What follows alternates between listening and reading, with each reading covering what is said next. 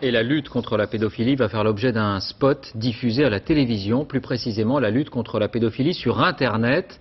Les enfants courent le risque d'accéder à des fichiers interdits et on sait aussi que les forums de discussion sont souvent fréquentés par des pédophiles, d'où cette campagne qui vise à sensibiliser les parents. Yann Fronty, Bernie Mériot. D'abord un regard, celui d'un enfant, puis un message électronique. Mais tout cela n'est qu'illusion. En fait, c'est un masque, une fausse identité, celle d'un pédophile en chasse sur Internet. Un pseudo peut cacher n'importe qui. Ne donnez jamais votre nom, votre adresse ou votre téléphone. Une campagne de sensibilisation destinée aux enfants et à leurs parents. Aujourd'hui, selon une étude récente, près de 90% des 12-17 ans disent surfer sur Internet.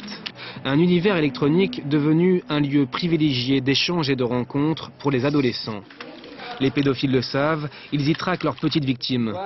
Dans ces locaux de la brigade des mineurs à Paris, des policiers spécialisés sont là pour les repérer et les arrêter. Là, j'ai un jeune homme de 17 ans qui m'a contacté et la première chose qu'il me demande, c'est si j'aime le sexe. Alors moi, je lui ai répondu que j'avais 13 ans. Il dit ok, mais il repose la question. Alors, t'aimes le sexe? Pour empêcher les pédophiles de sévir, il existe des logiciels de filtrage, mais moins de 20% des parents l'utiliseraient. Aujourd'hui, seule une minorité d'adultes contrôle réellement l'activité de leurs enfants sur Internet.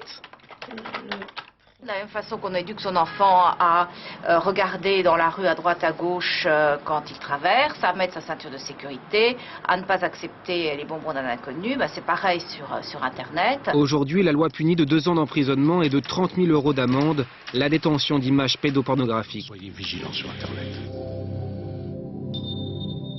Justice encore.